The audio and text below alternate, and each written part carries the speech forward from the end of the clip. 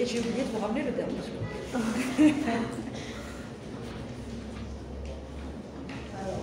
Donc là, il y a plusieurs branches. Alors normalement, je pense que le programme il va changer à partir de l'année prochaine. Donc il va y avoir des modifications dans le programme. Et sachez qu'on part plus vers la microspécialité. Il y a plusieurs branches. Allez. Qu'est-ce qu'on voit? Qu'est-ce qu'on voit?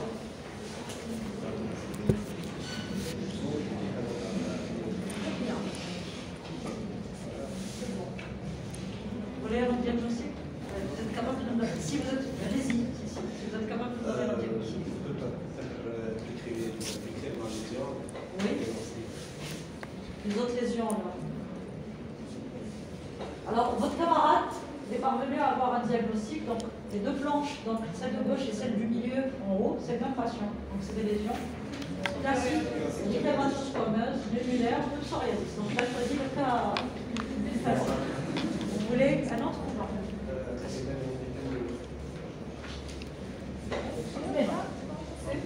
Érythème noueux. Non. C'est l'état en trace de doigt. Oui, allez-y.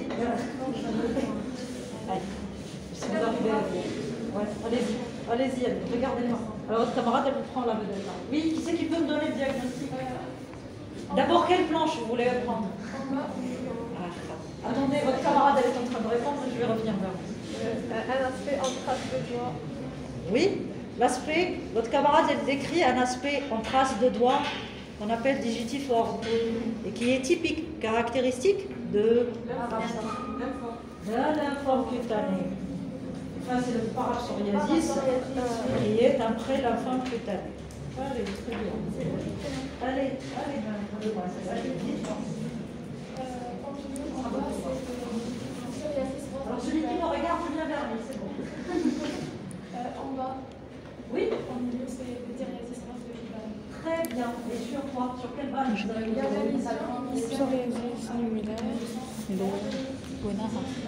Ça, c'est typique.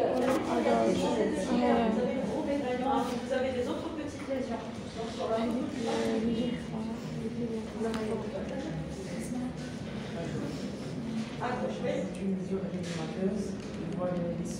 allez-y, rapprochez-vous. Vous allez voir. Non, rapprochez-vous, allez-y. Rapprochez-vous, allez-y.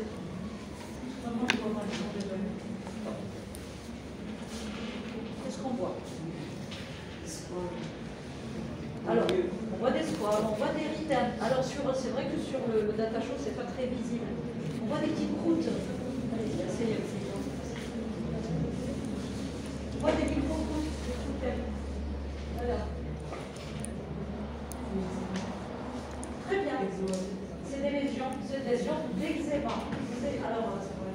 On dit ensemble. Dès qu'on a des croûtes, dès qu'on a des croûtelles, si on a des squames, de l'érythème et puis là, on a un aspect un petit peu émietté. Les lésions ne sont pas très nettes. Donc, elles évoquent des lésions eczématiformes dans sa forme. Donc, c'est de l'eczéma dans sa forme sèche. Allez, vous êtes prêts alors pour l'examen de stage? C'est bon. Allez, je suis très contente de vous là.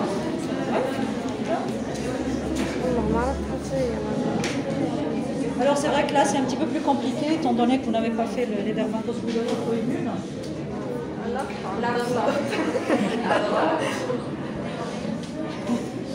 Bah c'est déjà ça. Alors. On peut avoir des croûtes comme ça, un petit peu nécrotiques, alors du sointement, parfois il y a du saignement. Mais bon. Alors, il y a un tas de dermatoses bulleuses auto-immunes, donc là je fais juste rapidement, donc les dermatoses. Les dermatoses intra- et sous-épidermiques, s'il vous plaît. Donc, dans les intra- et sous-épidermiques, dans les sous-épidermiques, c'est les déflatiques, on va voir de la bulle, donc il y a d'autres dermatoses bulleuses qu'on va retrouver. Et puis en fait, vous avez une image de ce qui va être plus superficielle en intra-épidermique. Donc on aura le plus d'infilus. Comme je vous ai expliqué, donc on trouve de ces intra-épidermiques, les plus moins fragiles.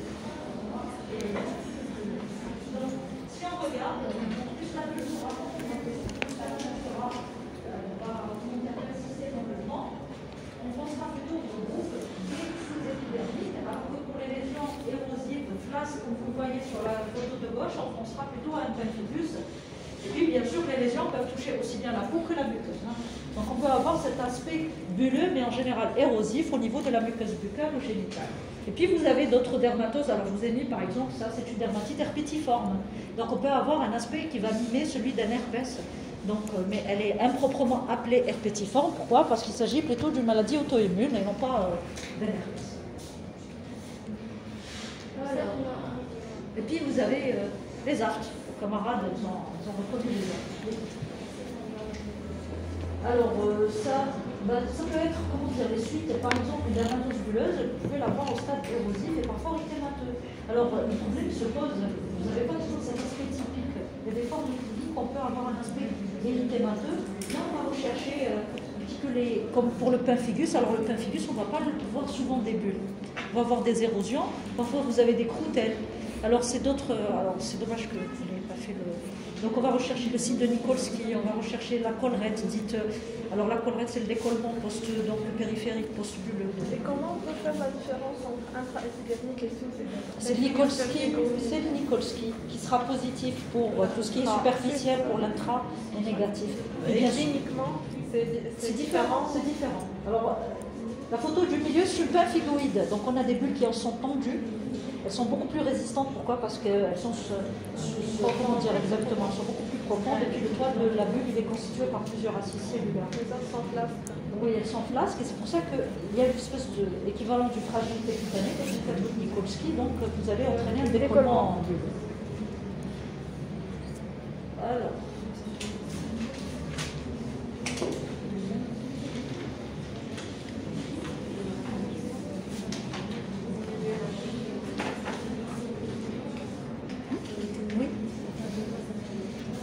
Alors j'ai tendance à oublier le micro. Je ne sais pas si vous entendez. Non. Ouais. D'accord, on revient pour le son. Alors, vous qui êtes de l'autre côté, alors vous pouvez répondre également. On est là. C'est quoi? Et bon, le sang est bon. Le son est bon. Ah, le son est bon. Allez, parfait. Par contre, là, normalement, ça devrait être possible d'écrire comme ça. Allez, on revient. Alors, essayez de répondre également de l'autre côté, là.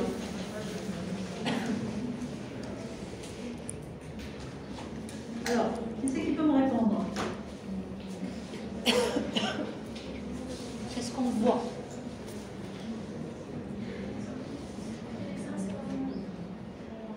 Oui, un état squameux. Des fissures, un état hyperkératosique.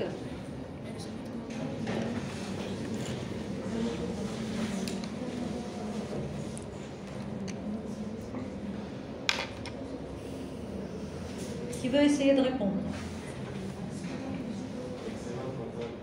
Lequel?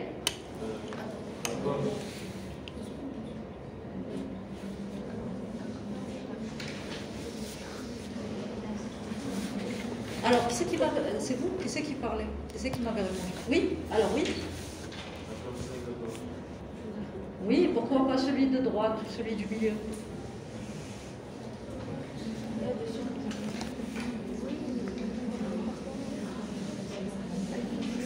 Alors parfois on ne peut pas d'emblée trancher, ça c'est juste pour vous dire. Alors vous avez, si on devait évoquer les diagnostics, alors quels sont les diagnostics à évoquer? Donc déjà devant ces états-là, on va essayer de voir lequel correspond à chacun. Donc il y a l'eczéma, il y a le psoriasis et l'intertrigo qui est très net ici. Alors l'eczéma c'est lequel, le psoriasis c'est lequel et l'intertrigo c'est lequel?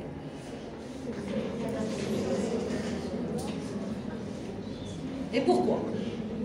Oui, allez-y, oui.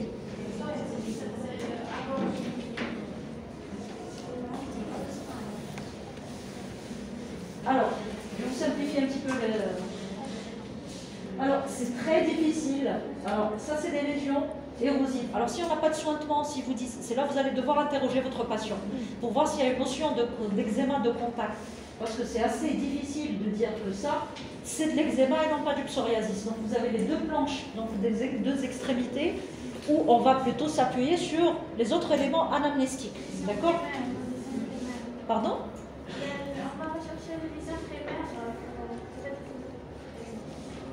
Primaire, pas forcément, c'est pas. La lésion primaire, oui, mais parfois le problème avec les eczémas, c'est qu'au bout d'un certain moment, vous avez vu dans votre cours, c'est que l'eczéma devient sec. Il n'y aura plus ce caractère sointement.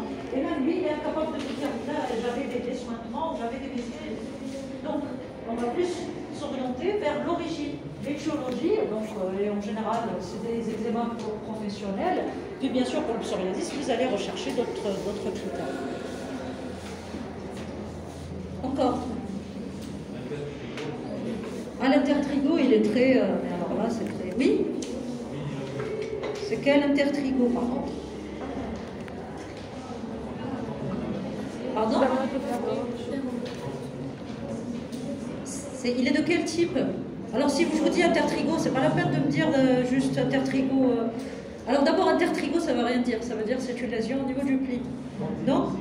Candidosique. Non. L'enduit blanchâtre. Alors, l'enduit, il n'est pas très évident à trouver en général. Je vous ai parlé, je vous ai montré. Alors, qui c'est qui? Il est plutôt candidosique ou dermatophytique? Dermatophytique. Vous êtes seul sur ce coup. La lésion annulaire, elle est très nette là. Je ne sais pas si vous arrivez à la voir. Alors, c'est pas toujours évident. C'est avec le temps qu'il y a cette guérison. Ne gardez pas ça comme critère, c'est avec le temps. Mais vous avez une collerette, donc une bordure qui est active, qui est très nette. C'est avec le temps qu'il va y avoir une guérison centrale, donc au prix d'une extension périphérique. Donc, gardez plutôt cette bordure active, bien sûr.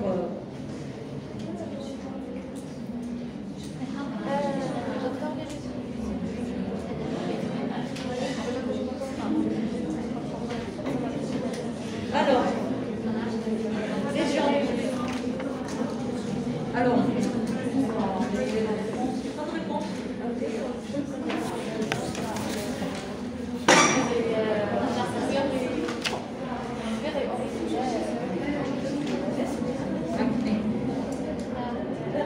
alors l'acné, vos camarades répondent acné pour tout le monde.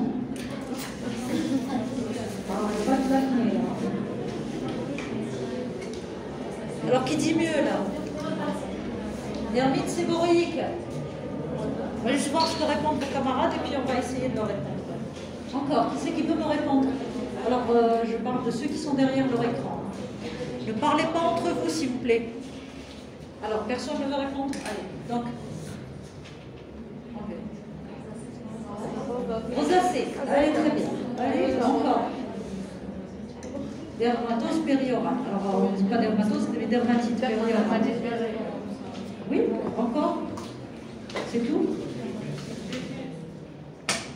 Oui. Allez, vous en voulez?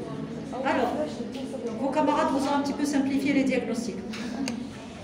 Alors, à vous de trouver chaque planche, elle correspond à laquelle? Eczéma. On a de l'eczéma. Également de la dermite périorale, oui, encore. Lupus, oui. Maintenant, il faut savoir quelle planche elle correspond à quel diagnostic. Allez, merci. Alors, à vous maintenant. Celle du bas. Celle du bas à droite. Celle du bas à droite, c'est quoi? C'est de la rosacée, celle du bas à droite.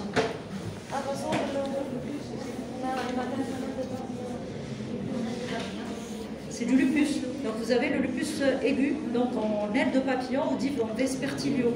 Donc c'est assez typique, caractéristique. Donc vous avez la teinte qui va respecter donc le nez, qui va prendre pratiquement. Et ça c'est une photodermatose.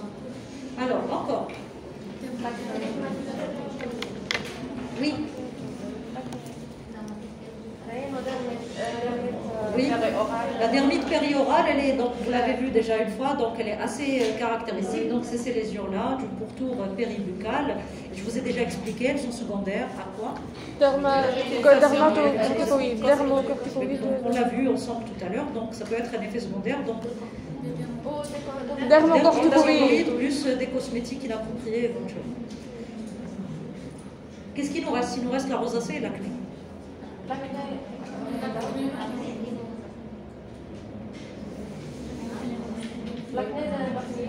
Vous arrivez à voir au fond ou pas? Acné. Acné à gauche. Il y a des nodule. Même nodulaire. Oui, Acné sévère. c'est une acnéacée, oui, elle n'est pas... Oui. Alors, mais qu'est-ce qui nous permet de faire la différence avec la rosacée en général? Maintenant, si on doit, il faut s'intéresser au... Oui. L'âge. Le Non, elle n'a pas ciel. l'air très âgée, celle de droite. Le ciel. Les régions. Elles ont l'air d'avoir le même âge. Hein. C'est les comédons. Oui, donc il y a absence de comédon. C'est vrai que c'est pas très visible. Donc dans l'acné, plutôt dans la rosacée, vous avez l'absence de comédon. Vous avez autre chose également. Pardon? L'aspect gras, oui, c'est vrai que là on a plus un aspect gras. Donc il y a, dans l'acné, vous avez en général un cortège de symptômes, à savoir des lésions retentionnelles, des lésions inflammatoires, quoique parfois il y a une prédominance de l'une ou l'autre. Hein. Dans la rosacée, on a autre chose. Donc c'est des lésions monomorphes en général, elles sont plus inflammatoires, pustuleuses, papuleuses, mais surtout vous avez ce qu'on appelle... Alors, qu'est-ce que vous voyez sur la photo de droite? Qu'est-ce qu'on voit de particulier? Il y a quoi? Oui, c'est un érythème particulier. Oui, allez-y, oui, je vous en prie. Exactement, et qu'on appelle l'érythrose faciale. C'est un érythème télangiectasique caractéristique qui peut être, alors il peut précéder comme il peut être concomitant aux autres lésions. Alors on a ces lésions sémiologiques et puis vous avez à côté, alors bien sûr votre camarade il a raison en disant l'âge de la patiente, donc on ne va pas retrouver de la rosacée, quoique ça existe mais c'est rare, hein, chez une patiente de 20 ans. Donc la rosacée c'est plus une maladie de l'adulte, elle peut toucher aussi bien la femme que l'homme, avec prédominance féminine. Hein. Très bien.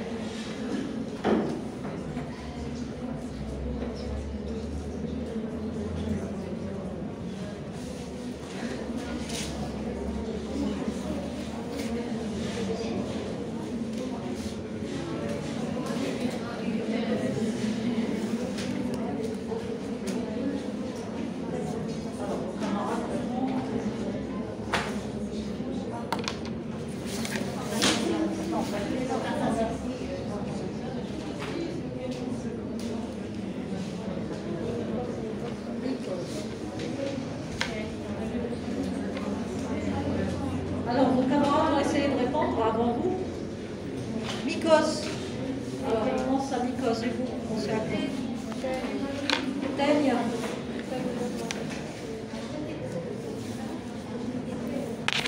C'est trois étiologies différentes. Hein.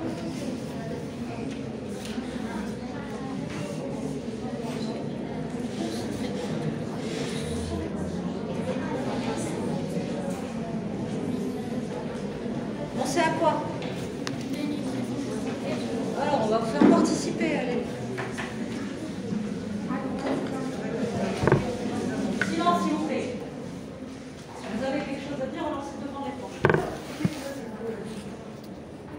Oui, allez-y, allez-y, regardez de près. Moi, j'arrive pas à voir. Allez-y. Vous arrivez à moi? Non, regardez de près. Regardez, regardez-moi.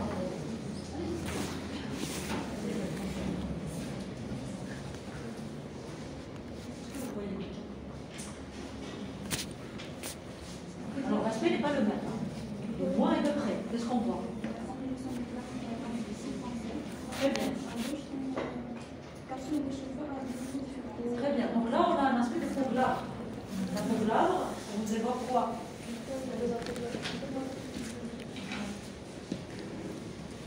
C'est le camarade, ça vous évoque?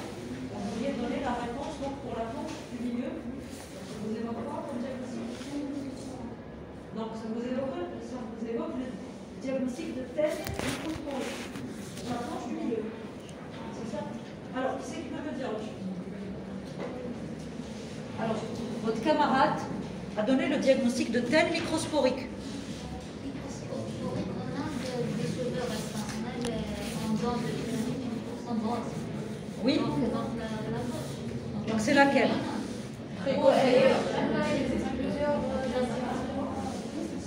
La taille est microscopique. Alors, d'abord, dites-moi quel diagnostic vous évoquez. Les 3 blanches. Non, celle du milieu. Celle du milieu, donc vous évoquez celui de la tête. Sur quel élément de base?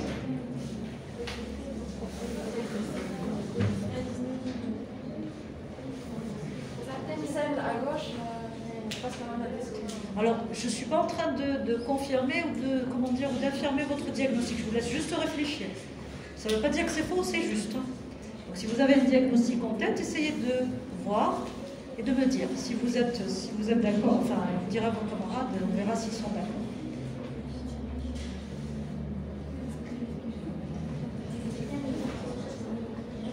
Il y a une teigne, c'est vrai qu'il y a une teigne. Mais la teigne, elle n'y est pas sur toutes les planches. Hein. Donc il faut trouver la bonne. Alors pourquoi pas celle du milieu? Ou celle de droite? Celle de droite. Là, c'est un enfant déjà. Ouais, elle a un avantageuse parce que l'autre enfant, c'est bien. Oui. Moi, le deuxième Très enfant, très petit parce que les lésions sont petites. Ou plus Alors si vous avez, alors en matière de teigne, quelle est la lésion élémentaire? Squam, alopécie. Exactement. Et l'alopécie. La tête de... Bien sûr, on a tout ça. Et l'alopécie, elle est comment? Elle n'est pas totale. On l'a vu ensemble. Alors selon le type de teigne, il va y avoir quelques cheveux. Il va y avoir des cheveux. C'est l'aspect des cheveux qui va vous orienter. Donc, sur la photo de gauche, donc c'est une teigne, effectivement. Elle est de type. Alors elles sont pas, c'est pas des petites. Alors c'est de grandes plutôt plaques. C'est vrai. Je vous ai déjà dit qu'elles peuvent être peu nombreuses. Elles peuvent, oui. Et puis vous avez les 2 enfants. Les 2 enfants, alors il y a une contagiosité. Donc là, c'est clair, c'est une teigne qui est les grandes plaques. Donc vous avez microsporique. Et puis vous avez à côté. Alors vous avez donné les 2 diagnostics, mais par contre, il faut me dire lequel. Les cheveux sont à des niveaux différents. Donc c'est quelle planche? Très bien. Donc les 2 autres diagnostics qu'on a, ça va être celui de la pelade et celui donc de la trichotillomanie. Alors en matière d'alopécie, il faut toujours regarder 2 choses. Vous allez voir la peau, l'aspect de la peau, et puis celui des cheveux. Et voir si vous avez des squames ou pas, ou des altérations, parce que c'est ça ce qui va vous orienter. Donc sur une peau glabre, comme on voit sur le milieu, normalement il n'y a qu'un seul diagnostic que vous allez m'évoquer. Alors il ne faut pas se tromper sur ça et ne pas me dire c'est une teigne. Les teignes, c'est des lésions squameuses, érythémateuses ou non, mais c'est des lésions squameuses alopécientes. Donc c'est le diagnostic, comme vient de le dire votre camarade, de pelade. La pelade, vous savez ce que c'est? Donc la pelade, c'est une maladie. Alors maintenant sur la photo de droite, alors je vous tire le chapeau de poser le diagnostic de trichotillomanie. Alors on a un aspect un peu atypique, il ne ressemble plus celui, donc on a une espèce d'alopécie avec sans squame, sans des différentes hauteurs de cheveux, c'est une femme, donc on va évaluer bien sûr le profil, et puis là on va penser à la trichotillomanie. Alors là c'est assez facile, le diagnostic là c'est facile, mais dans certaines situations, il faut voir, revoir et évaluer dans ces lésions chez votre patient. Oui.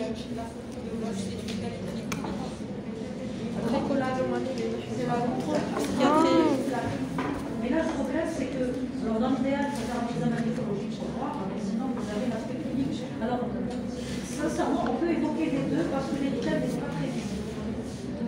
Mais vous inquiétez pas, sur les cas cliniques, c'est un peu ça. Oui, mais la c'est plus l'aspect grande plaque qui donc ça fait bouger. Et maintenant, je veux dire que les cas cliniques, lorsque vous avez un patient, vous allez rechercher une expertise. Là, c'est difficile de voir d'autres.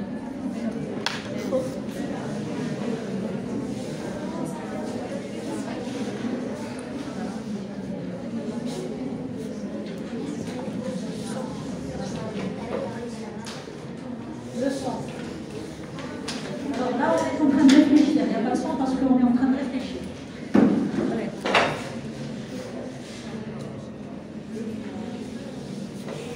Alors, de quelle lésion on va se méfier? On va être très simpliste. Mélanome où?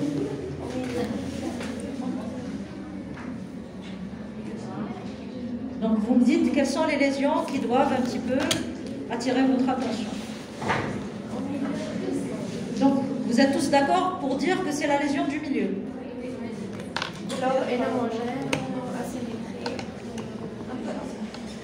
Tout le monde est d'accord ou non? Alors je vous pose la question, je ne suis pas en train de... Alors, lésion, on va faire tout simple. Lésion, on va commencer de gauche. De gauche à droite. Ne me demandez, mon camarade, qu'est-ce qu'il disait? Je vais répondre. Lésion de gauche. Lésion de gauche en haut. Les 3 lésions du milieu. Vos camarades disent oui.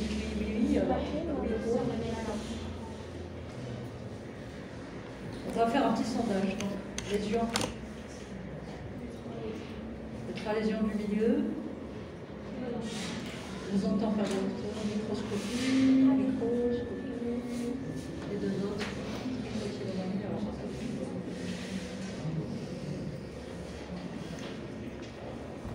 Mélanome 1 et 2. Mélanome 2. Donc on va partir donc, de gauche, de haut et de gauche, vers la droite et vers le bas. Et puis on va répondre. Vous allez tous essayer de répondre et me dire quelles sont les lésions suspectes, quelles sont les lésions. Merci, vous en voulez. Donc vous pouvez répondre en même temps donc, derrière vos écrans. Donc lésion de gauche en haut. Alors, qu'en pensez-vous?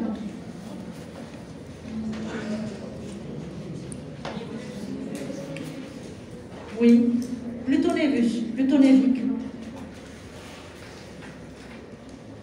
Lésion du milieu, toujours en haut.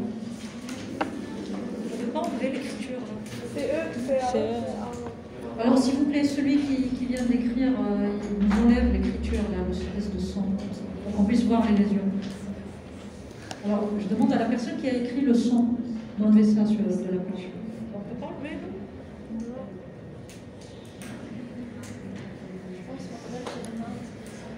Alors, la lésion du milieu, du haut. Alors, attends, explique-moi.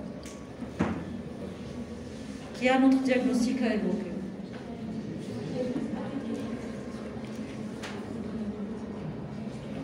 Est-ce que l'abécédaire est bon ou pas?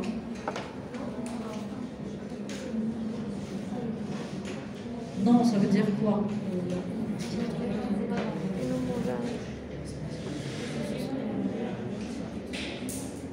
Alors cette lésion-là, comme ça on avance rapidement parce qu'il reste les cas cliniques. On n'a toujours pas fait les cas cliniques. Alors ça, c'est quoi? Alors cette lésion-là,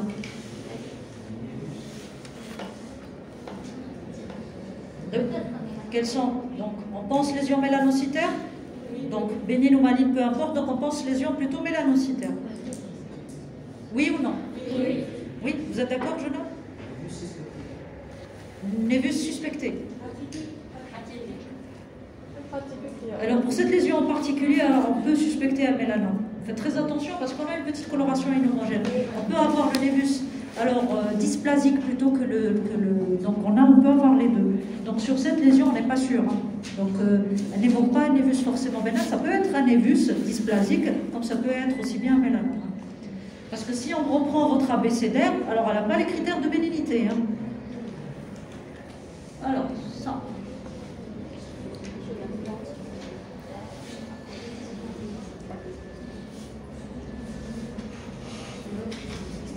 Alors souvent, c'est plusieurs lésions qu'on va évoquer. On ne vous demande pas de poser le bon diagnostic d'emblée dès le départ. Alors qu'est-ce qu'on va évoquer comme lésion? Spinaux? Plutôt baso, et encore, oui, on peut évoquer une perle. Et puis il y a le diagnostic.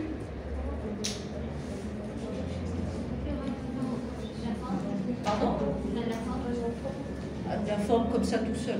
Le lymphome, c'est de grandes plaques, c'est de grosses lésions, c'est pas des petits. On ne peut pas savoir si c'est gros. C'est une toute petite, allez, je vous dis, c'est une toute petite lésion. C'est toutes des petites lésions, uniques.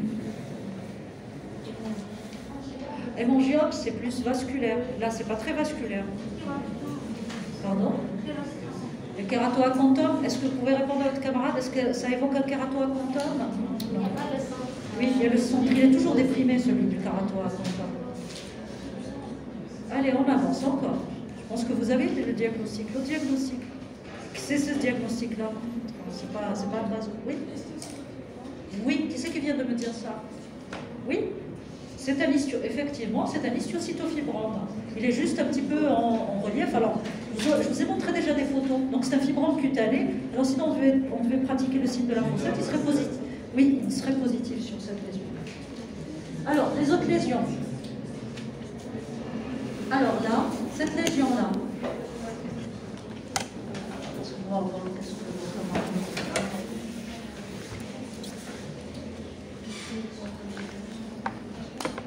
modulaire, baso, spino. Alors le spino, non, hein. Le spino, il est différent. Donc il n'a pas un aspect spino. Alors vos camarades répondent, modulaire, c'est réglé. Alors spino, c'est faux. Hein. On n'évoque pas de spino sur cet aspect-là.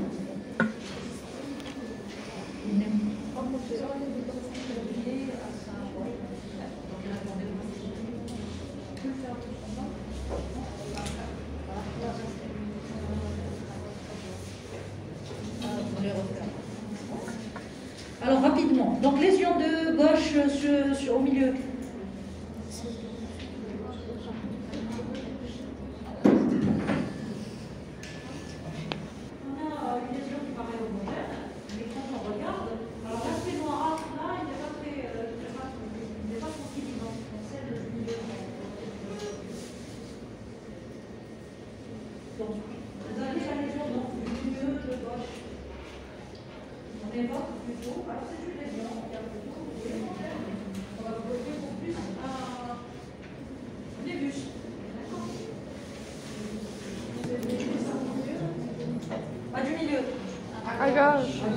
Alors, ça, c'est vrai qu'elle n'est pas très nette. Si vous avez cette lésion-là, mélanome pour tout le monde.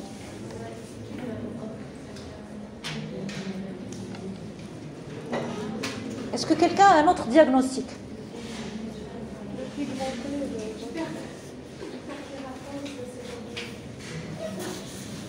Alors, votre camarade aura été la seule à avoir son examen.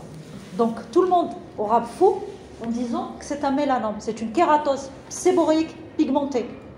C'est une lésion hyperkératosique. Alors, si on regarde, alors elle est vraiment nette, la pigmentation.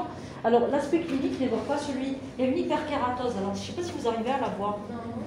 Il y a un aspect un petit peu en relief. Alors, le mélanome, il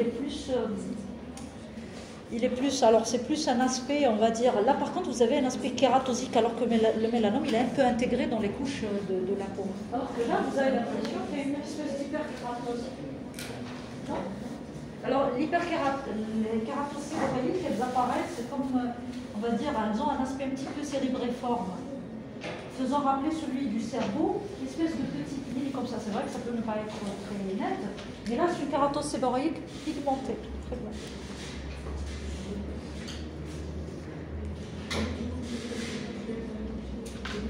Alors,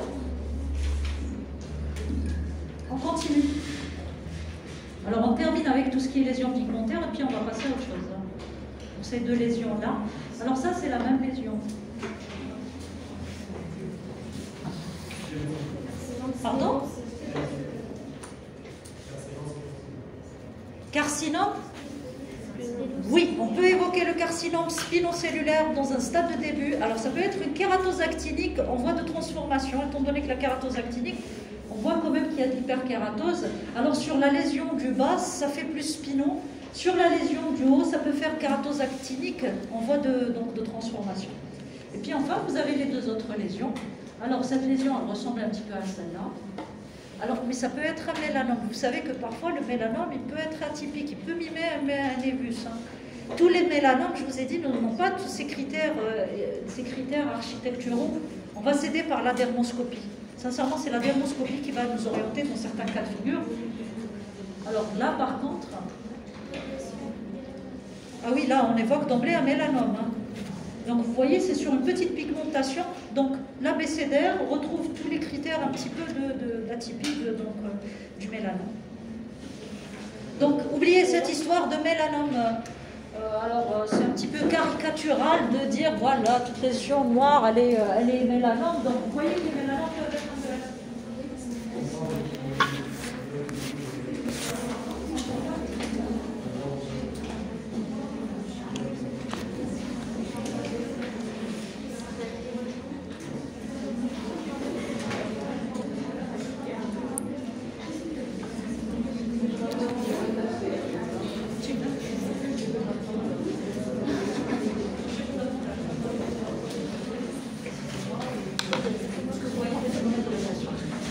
Au milieu, il y a une bande.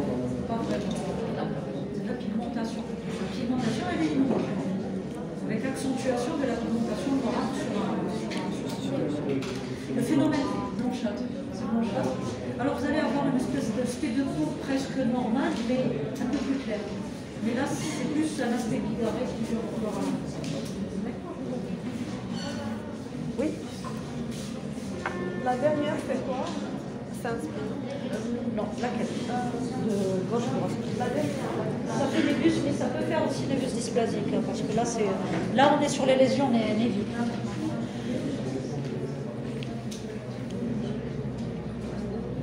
En réalité, c'est la dermoscopie qui est d'un grand apport. Oui, parce en que photo, cliniquement. c'est pas très évident. Ah oui. Maintenant, quand on voit comme ça, on a l'impression que tout est suspect. Oui, tout est mélanome. Notre enfant.